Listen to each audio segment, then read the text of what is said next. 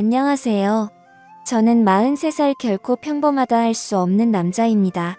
저는 부모 없이 보육원에서 자랐고 철없던 시절부터 교도소에 몇 차례 들락거리며 형을 살다 온 범죄자였습니다.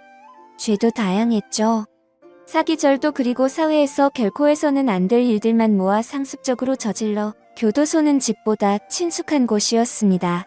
아직은 사기절도만 저질렀던 시절 저는 나이트를 밥 먹듯 드나들며 부도덕한 짓으로 번 돈을 써댔습니다. 손도 몸도 날쌘이 그 바닥에서 잘 나가던 시절이었죠. 제 돈도 제 돈, 남의 돈도 제 돈. 세상 무서운 것도 두려운 것도 없었습니다. 어느 날 전 백화점에 옷 사러 갔다가 우연치 않게 제 스타일에 마음에 드는 여자를 발견했어요. 백화점에서 문화의 날인가 하는 행사를 진행하는 것이었는데 그곳에서 피아노 연주를 한 그녀를 본 거예요. 너무 아름다워서 넋이 나갈 정도로 한참 봤네요. 전 공연이 끝난 뒤 피아노 그녀에게 다가가 조심스럽게 작업을 시작했습니다. 보니 저보다 2살 연상이더군요. 저는 젠틀하고 능력 있는 사업가로 위장의 명함을 내밀었고 그녀의 한심을 사려 노력했습니다. 공들인 끝에 그녀는 제게 넘어와 달달한 연애를 했고 숱한 거짓말과 능청스러움으로 위기를 넘기며 미래를 꿈꿨습니다. 더불어 저는 그녀의 가족을 뵙게 되었어요. 엄마, 아빠, 그녀 남동생. 이렇게 흔한 내 식구더군요. 저도 지긋지긋한 특별한 말고 저 흔한 가족이 되고 싶었습니다. 그래서 거짓말을 장엄하게 능숙하게 늘어놓았죠. 제게 딸을 주지 않으면 두고두고 의될 만큼 최고의 남자로 포장했습니다. 장인어른은 흐뭇한 듯자네처럼 대단한 사람이 내 딸을 사랑해준다니 우리로서는 고맙구만. 날 되면 상견례자가 결혼해라. 쉬이 허락하시니 그녀가 뜰듯 기쁘더군요. 제 화려한 연울림 덕분에 머지않아 상견례를 진행하게 되었습니다. 결혼대행 서비스로 나온 완벽한 가짜 부모님과 상견례를 진행하니 감쪽 같더라고요. 제 부모님은 미국에서 사는 분이니 거의 볼 일이 없을 거라 덧붙였습니다. 반반씩 하자는 예비 처갓집에 배려를 사양하고 위험하게 번 돈으로 결혼에 필요한 모든 걸 최고로 했어요. 결혼식을 치르고 신혼여행을 다녀온 후 처갓집에 들리니 장모님 버선발로 반갑게 맞이해 주시더군요. 어이구 우리 사위 왔어. 얼른 들어와. 없는 솜씨로 음식 좀 장만해봤는데 입에 맞을지 모르겠어라고 하시는데 사위 사랑은 장모라고 제 거짓말 덕분에 기분 좋은 환대도 받아보고 좋더라고요. 흡사 진짜로 그들의 가족이 된 것 마냥 행복했습니다. 처남도 절친인 형처럼 잘 따랐고 아내도 씀씀이가 큰 것만 빼고는 내조 잘하고 살림 잘하니 결혼 생활은 만족스러웠습니다. 그러나 행복은 오래가지 않았습니다. 어느덧 아내에게 질린 저는 또 다른 여자를 찾기 시작했던 겁니다. 생활비도 잘 갖다 주지 않고 밖으로 나돌기에 바빴습니다. 그 때문에 아내랑 매일 같이 싸우니 자연스레 외박도 잡게 되더라고요. 그때 장모님이 저를 찾아오셨습니다. 처음엔 쏙썩이지 말라고 잔소리라도 할 요량으로 찾아왔나 싶더니 아이러니하게도 절 안쓰럽게 보시며 최서방 왜 이렇게 말랐어. 바쁘더라도 끼니 잘 챙겨가면서 이해하지 안 그러면 병나. 바깥일에서 돈 버는 게 쉽지 않을 텐데 하는 사업이 잘 안 되면 일단 이걸로 생활비 보태 쓰는 게 어떻겠나. 대신 우리 딸에게는 말하지 말게. 자네가 좋다 해야지 사이도 회복되지 하며 정성껏 싸주신 도시락과 흰 봉투 하나를 내미시더라고요. 저는 건성으로 감사하다고 하고 도시락은 버리고는 돈 봉투만 챙긴 뒤 그걸 또 그날 밤 몽땅 탕진해버렸네요. 덕분에 아내와는 골이 깊어질 대로 깊어졌고 이어 돌이킬 수 없는 사건이 터져버리고 말았습니다. 나이트에서 한창 재미 좀 보고 있는데 어느 밥맛 없는 놈과 우발적으로 시비가 붙었어요. 결국 그 사람과 옥신각신하다 저는 사고를 치고야 말았습니다. 두려움에 몸이 부들부들 떨리더군요. 멍청하게 넋놓고 있는 바람에 경찰한테 현행범으로 잡혀갔습니다.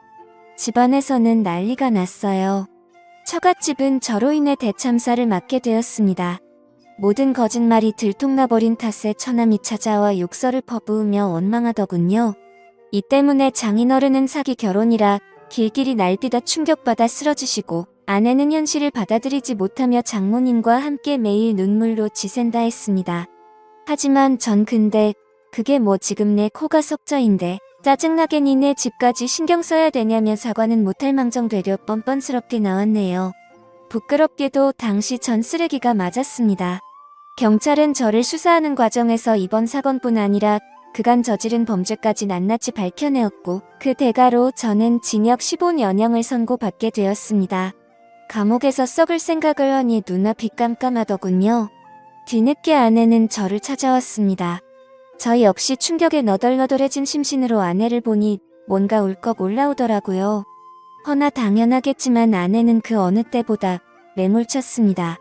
어떻게 당신이 나와 우리 가족을 기만할 수 있어? 절대 용서 못해 하며 뒤도 안 돌아보고 가버렸습니다.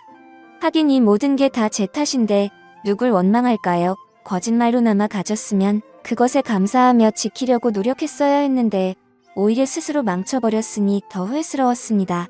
저 같은 분리수거도 안 되는 쓰레기 같은 인간. 제가 떠나더라도 제 죽음을 슬퍼해줄 사람이 있을까요? 세상은 오히려 더 잘 돌아가겠죠. 저는 매일매일을 자책감으로 지옥 속에서 살아가며 몇 달쯤 지났을 때 바로 그때였죠. 최서방, 잘 지냈나? 우리 최서방, 맨날 볼 때마다 얄미워서 어쩌나. 내 음식은 못 가져오고 영치금 좀 넣었네. 건강 좋고 맛 좋은 음식들 좀 사 먹어라. 며칠 후 장모님이 찾아오셔서 예상치 못한 반응으로 절 당황하게 만드시는 게 아니겠어요. 저는 기가 막힌 나머지 어이없이 대꾸했네요. 지금 뭐 하시는 거예요, 장모님? 제가 믿지 않으세요? 저 장모님이랑 식구들 다 작정하고 속인 범죄자예요. 장인어른 쓰러지신 것도 다 제 탓인데 이 상황에서 어떻게 제 걱정을 해주실 수가 있어요? 부모 없고 돈 없는 범죄자인 제가 그렇게 불쌍하세요? 하니 장모님 눈가가 어느새 빨개져 맺은 눈물을 닦아내시며 자네는 내 아들이나 마찬가지야. 내 딸이 연 이되어서 부부로 살았는데 그보다 더 귀한 인연이 어딨어. 자네의 심성 고운 게 하나는 내가 누구보다 잘 아네. 자네가 어떤 사람이든 상관없어. 죄값 치르고 다시 재기할 수 있게 내가 뒷바라지 할 테니 아무 걱정 말고 잘 지내. 하고 가셨습니다. 저는 장모님의 행동이 이해가 되질 않아 깊은 생각을 해봤지만 부무지 까닭을 알 수가 없었습니다. 내버려지 같은 인생 전반을 알게 됐으니 그 일순간의 감정으로 알량한 동정심에 이러다 말겠지 싶었는데 장모님은 주기적으로 면회를 오시며 사람을 사랑하는 법을 몰랐던 제게 큰 희망과 위안이 되어 주셨습니다. 그렇게 15년이라는 시간이 흘렀습니다. 그 사이 장모님 연세도 많이 드셨더라고요. 28살에 교도소에 들어와 날씨가 궂을 때도 힘들 때도 상관없이 변함없이 배워서 세월이 흐르는 것조차 잘 모르고 있었습니다. 저와 장모님이 다시 세상에서 만났을 때 제 나이는 43살이고 장모님의 나이는 68세셨습니다. 우리 아들 드디어 나왔네. 그간 고생 많았어. 많이 힘들었지? 우리 앞으로는 새 사람으로 잘 살아보자. 장모님께서는 희끗한 머리로 제 손에 하얀 두부를 쥐어주시며 저를 위해 성스러운 모습으로 기도해 주셨는데 저도 그 기도에 화답하며 2번 다시 악의 길을 쫓지 않겠다고 맹세했습니다. 15년 동안 참 많은 게 바뀌었습니다. 장인어른은 평소에 혈압이 높아 갑자기 쓰러져서 안타깝게도 일찍 운명하셨고 처남은 결혼해서 가정을 꾸려 해놨고 아내 역시 저 그렇게 되고 얼마 안 가 좋은 남자 만나 결혼해 지금 아이를 낳고 잘 산다고 합니다. 제가 그들 인생의 애초부터 첫슬적으로 돌아가 너무나도 잘 살고 있으니 마음이 놓이다가도 한편으로는 씁쓸하다군요. 참 사람의 마음이 이상하지요. 잊혀졌으면 좋겠는데 한편으로는 잊혀지는 게 아쉬우니 말이죠. 모든 게 다 변했는데 변하지 않은 사람이 있었다면 바로 장모님이셨습니다. 전 장모님께 은혜를 보답하기 위해 취업 준비를 했어요. 확실히 전과가 있으니 쉽지는 않더라고요. 냉담한 차별의 시선에 저도 모르게 주춤거렸고 스스로 합리화를 하며 유혹의 길을 생각할 때쯤에 항상 장모님께서 엄하게 당부하셨습니다. 우리 아들 엄마와는 약속 안 잊었지? 세상은 스스로 돕는 자를 돕는 법이다. 내가 변함없이 노력하면 문이 반드시 열릴 거야. 내가 날 받아주었던 것처럼 말이야. 곁에서 우리 아들이라 하시며 잡아주셨던 장모님 아니 어머님네. 저는 그렇게 장모님의 아들로 살게 되었습니다. 저는 취업 대신 이번에도 장모님의 도움으로 푸드트럭으로 장사를 시작했습니다. 장모님께서 사업 성공을 위해 물심양면으로 도와주셨고 저는 노하우를 익혀가며 밤새워가며 노하우를 연구하고 개발했습니다. 장모님께서 혹여 힘드실까 걱정이 되었지만 가끔 두통이 있으신 것 빼고는 괜찮으시다며 쓸데없는 생각 말고 음식 맛에 집중하라면서 농담식으로 야단치셨네요. 그러면서 갑자기 저와 장모님 준비도 안 된 셀카를 훅 찍으시는데 저는 볼멘 소리로 아 장모님 저 지금 땀 때문에 머리도 이상한데 갑자기 사진 찍으시면 어떡해요? 괜찮아. 난 인위적인 것보다 이렇게 자연스러운 네 얼굴이 더 좋더라. 자 봐봐 잘 나왔어. 하시며 보여주는데 저와 장모님 둘 다 자연스레 찍힌 셀카가 떡하니 있었네요. 막 재밌다고 웃으시면서 저장하시더라고요. 저도 두 손 두 발 들고 같이 웃고 말았습니다. 지나고 나니 이 시간들은 제게 두 번 다시 오지 않을 참 소중한 순간들이었네요. 덕분에 푸드트럭 사업은 날로 번창했고 돈을 조금씩 손에 쥐게 된 저는 제일 먼저 장모님께 빚진 사업 자금을 갚고 매달 용돈을 드렸습니다. 극고 안 받으시겠다고 사양하셨지만 억지로라도 드리지 않으면 제가 투발 뻗고 잘 자신이 없었어요. 장사가 잘 돼서 손이 바빠지자 저는 장모님과 둘이 운영을 하게 되었습니다. 그날도 손님들이 줄이어 장사에 정신이 없었을 무렵 문득 눈앞에 낯이 익은 여자와 남자가 나타났습니다. 바로 전 아내랑 처남이었어요.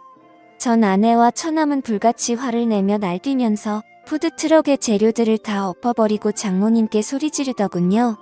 엄마 미쳤어. 어떻게 나를 감쪽같이 속이고 이 범죄자랑 나란히 이러고 있어. 이 자식이 나한테 우리 집한테 무슨 짓을 했는데 만약 내 남편이 알기라도 하면 그땐 엄마가 다 책임질 거냐고 하며 앞다구니를 썼습니다. 장모님 딸의 심정을 누구보다 잘 알기에 대답 대신 일단 얘기하자 했으나 전 아내는 아랑곳 않고 제게 욕을 쏟아 부었습니다. 사람까지 해친 범죄자면 평생 감옥이나 가서 썩을 것이지. 무슨 자격으로 장사를 해. 내게 사기도 부족해 우리 엄마까지 꼬드겨서 이용해 먹어. 이러면서 주변 사람들에게 말하더군요. 여기 제 말 좀 들어보세요. 지금 장사하는 사람 흉악한 범죄자예요. 절대 팔아주지 말고 딴 데 가서 먹어야 하며 온갖 장사를 깽판치는데 사람들은 제가 범죄자란 소리 듣고 하나 둘씩 자리를 떠났고 죄인이었던 저는 고개를 수그리고는 이무말 없이 전 아내의 비수가 꽂힌 말을 다 감당해냈습니다. 그러자 장모님은 제 아내를 온몸으로 말리고 절 앞에서 보호해 주시더군요. 그만해라. 비록 돌이킬 수 없는 잘못을 저질렀지만 15년 동안 죄의 대가를 받고 새 사람으로 살려는 사람한테 이러면 안 된다. 이 사람도 괴로움에 15년간 제대로 못 살고 진심으로 반성하고 있어. 살려고 아등바등 겨우 숨통 트였는데 한때 남편이었던 사람 목숨 줄 굳이 끊어야겠니? 그래서 15년간 감옥 수발까지 한 거야 엄마가. 진짜 왜 그래? 정신 차려 엄마. 이 남자 이딴 범죄자한테 또 뒤통수 맞고 싶어서 그래. 이 자식이란 관계 정리할 때까지는 나랑 동생 볼 생각도 하지 마. 그것만큼은 절대 용서 못해라며 아내와 처남은 장모님 마음에 상처를 낸 뒤 그렇게 가버렸습니다. 장모님은 시선에서 멀어지는 자식들을 보고 깊은 한숨을 쉬고는 제게 미안하다 하시네요. 그렇게 큰 소란 덕분에 오늘 장사는 망가졌지만 장모님 마음을 추스르는 게 우선이었던 저는 아무렇지 않은 듯. 장모님 괜찮아요. 어차피 푸드트럭이라 다른 곳 가서 장사면 돼요. 그보다 저 때문에 딸이랑 어떡해요? 제가 장모님께 도와달라고만 안 했어도 저랑 엮이지 않으셨을 텐데 제가 더 죄송해요. 그러자 장모님 문득 미소를 띄우시며 저를 꼭 안아주시고는 눈시울을 붉히시더군요. 이러니까 내가 자네더러 심성이 곱다고 한 거야. 모질지 못해서 부모 잘 만나고 좋은 환경에서 잘 배웠으면 누구보다 잘 살았을 우리 아들인데 자네는 내 아픈 손가락일세. 아픈 손가락 치료해주고 신경 쓰는 건 부모로서 당연한 거야. 미안해하지 마. 저는 장모님을 안고서 지난 과거를 뼈저리게 반성하며 눈물을 쏟으며 한바탕 부둥켜 안고 울었네요. 그리고 장모님은 그 이후로 제 앞에 나타나질 않았습니다. 처음에는 연락을 드릴까 하다가 또 괜히 저 때문에 전 아내랑 처남과 갈등을 빚을까 싶어 말았습니다. 전 아내도 가정이 있으니 당연히 저랑 장모님이 엮이는 게 불편하고 불안했겠죠. 그 심정 또한 이해 못하는 거 아니었으니 더 어쩔 수가 없었습니다. 장모님의 빈자리가 사뭇 느껴지니 춥고 외롭더군요. 그동안 그분이 제게 얼마나 따뜻하고 든든하신 분이셨는지 뼈가 사무치도록 느껴지더이다. 하지만 저도 언제까지 그분 곁에 있을 수는 없으니 친자식들한테 돌려드리는 게 맞는 수순이겠죠. 그분을 욕심냈던 제가 참 그랬습니다. 그분 없이 홀로 서기를 할 마음으로 굳게 다짐하고 일에 열중해서 돈은 점차 쌓여져 갔지만 그분이 없으니 종이나 다름이 없었습니다. 매 순간 그분이 참 그립더군요. 결국 저는 1년 만에 그분께 아니 어머니께 연락을 드렸습니다. 허나 끊어진 전화. 그리고 곧 다시 오더군요. 서둘러 받으니 낯선 목소리였습니다. 여기 요야영원이에요. 혹시 자제분 되세요? 어머님께서 많이 기다리셨는데 통 오시질 않으셔서요. 매일 혼자서 너무 안쓰러우시네요. 저는 마음이 북받쳐 오르면서 거기 어디 요양원이냐고 물었고 장사고 뭐고 뒷전으로 한 채 어머님이 계신 요양원으로 달려갔습니다. 그리고 그곳에서 저는 그토록 그리워한 장모님, 제 어머니를 마주했네요. 엄마 저 알아봐요. 엄마가 15년 동안 나 보살펴 주셨잖아요. 엄마가 나 살려줘서 지금 이 자리에 있는데 내가 살 수 있는 이유가 됐는데 왜 엄마는 아파야 되냐고요. 엄마는 10개월 전 뇌졸중으로 쓰러져 이곳으로 왔다고 했습니다. 건강한 모습으로 제게 다정하게 웃으셨던 그분이 차마 말로 담지 못할 슬픈 모습으로 절 향해 눈물을 떨구시고 미소를 짓고 계시더군요. 아들이라는 입모양만 힘겹게 움직이며 제게 손을 내미셨습니다. 그토록 잡고 싶었던 장모님의 손을 붙잡고 제 감정에 취해 울고 또 울었습니다.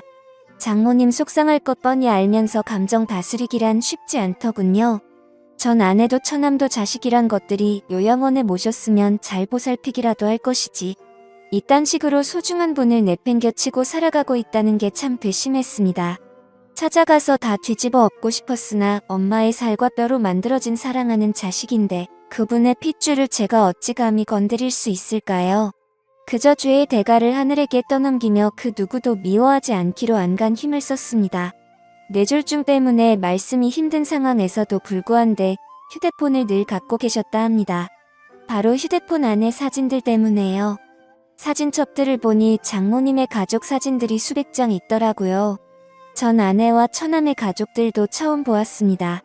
환하게 웃고 혼잣말을 취하고 있는 사진들 중에 어느 바보같이 나온 우스꽝스러운 사진이 제 시선을 사로잡더군요. 바로 장모님께서 훅 들어와 찍은 바보같이 나온 저와 장모님의 셀카였습니다. 뒤늦게 본 배경화면도 그 사진이더군요. 장모님은 주로 사진을 보시며 시간을 보내시는데 그 사진을 제일 오래 보시며 시간을 보내신다고 하던 말이 사람을 얼마나 복받치게 하던지요. 엄마 내가 보고 싶었으면 얘기를 해야죠. 왜 기다리고만 있었어요. 괜찮아요. 이제 내가 찾아왔으니까 이제 내 차례예요. 내가 자식으로서 엄마 곁을 지킬게요. 그렇게 모든 사람들에게 당당하게 내 엄마가 그분이고 그분의 자식이 바로 저라며 자랑스럽게 얘기하고 다녔습니다. 내 어머니 이제 내가 돌봐드릴 테니 걱정 마시라고 앞으로 요양원비도 필요한 치료 비용도 제가 다 내겠으니 보호자는 제가 하겠다고 자처했고요. 이 소식을 들은 전 아내가 제게 전화와서 혹여나 양자로 입적해 재산 노릴 생각일랑은 꿈에도 말라며 선을 그어놓은 거 내 엄마 나한테 준 것으로 재산 값어치 이상했다며 오히려 고맙다 했습니다. 저는 낮에는 장모님을 찾아가 같이 시간을 보냈고 밤에는 푸드트럭 장사를 하며 생계를 이어나갔습니다. 이렇게라도 엄마를 모실 수 있으니 너무 행복하고 좋았네요. 우리의 만남은 완벽한 해피엔딩이었습니다. 그리고 해피엔딩 그 이후의 일은 묻지 마십시오. 제 입을 고이 닫으려 합니다. 그분이 제 곁에 계심으로 전 사랑할 줄 아는 방법을 배웠고 사랑을 나누는 방법도 배웠습니다. 허니 어머니께서도 제 고백을 알아주셨으면 좋겠습니다. 당신이 내 인생에 참 간절한 존재였다는 걸 말입니다. 여러분들의 생각은 어떠신가요? 여러분들의 생각을 댓글로 남겨주세요. 감사합니다.